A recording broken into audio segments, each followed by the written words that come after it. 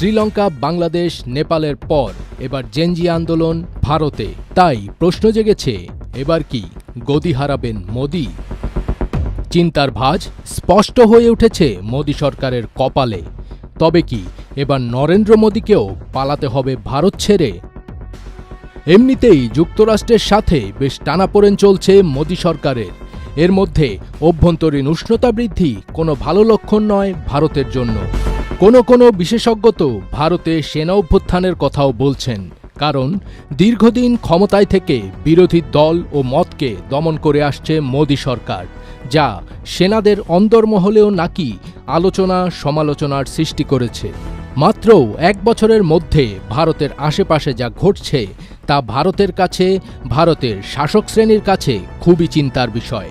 শ্রীলঙ্কা থেকে বাংলাদেশ আর এখন নেপাল পর্যন্ত ভারতের প্রায় সব প্রতিবেশী রাষ্ট্রে রাজনৈতিক পালাবদল হচ্ছে গণবিক্ষোভ বা গণ অভ্যুত্থানের মধ্য দিয়ে।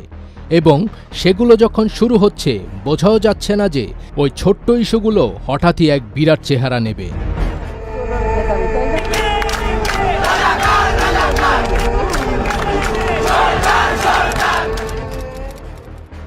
2022 সালে শ্রীলঙ্কার দেউলিয়া অর্থনীতির কারণে জনগণের চরম ক্ষোভ মাহিন্দা রাজাপক্ষের সরকারকে পদত্যাগে বাধ্য করে।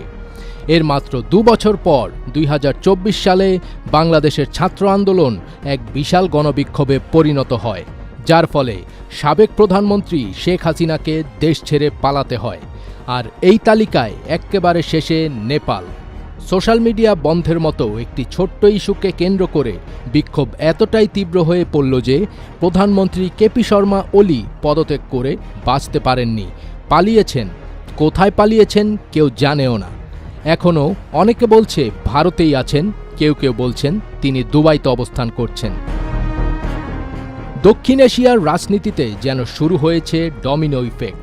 নেপালে যখন জেনারেশন জেডের তরুণদের বিক্ষোভে দেশ কাঁপছে, ঠিক সেই সময় ভারতের বিহার রাজ্যেও ছাত্র তরুণদের আন্দোলনে রাজপথ প্রকম্পিত হয়ে উঠেছে। বিহারে হাজার হাজার চাকরি প্রত্যাশী তরুণ শিক্ষক নিয়োগে শূন্যপদ কমানোর প্রতিবাদে রাজপথে নেমে এসেছেন। এতে রাজধানী পাটনার গুরুত্বপূর্ণ সড়কগুলো কার্যত অচল হয়ে পড়েছে। গত 9 সেপ্টেম্বর মঙ্গলবার সকাল থেকে প্রায় 3000 বিক্ষোভকারী তরুণ পাটনা কলেজ প্রাঙ্গণে জড়ো হয়ে মুখ্যমন্ত্রী নীতিশ কুমারের বাসভবনের উদ্দেশ্যে মিছিল শুরু করেন। কেতন মার্কেট, বকরগঞ্জ, গান্ধী ময়দান ও ডাকবাংলো স্কয়ার হয়ে শহর জুড়ে ছড়িয়ে পড়ে এই বিক্ষোভ। এখন প্রশ্ন হল, তবে কি এবার ছাত্র আন্দোলনে মোদি সরকারের বিতাড়িত হওয়ার পালা? এর সঠিক উত্তর তো সময়ই বলে দিবে।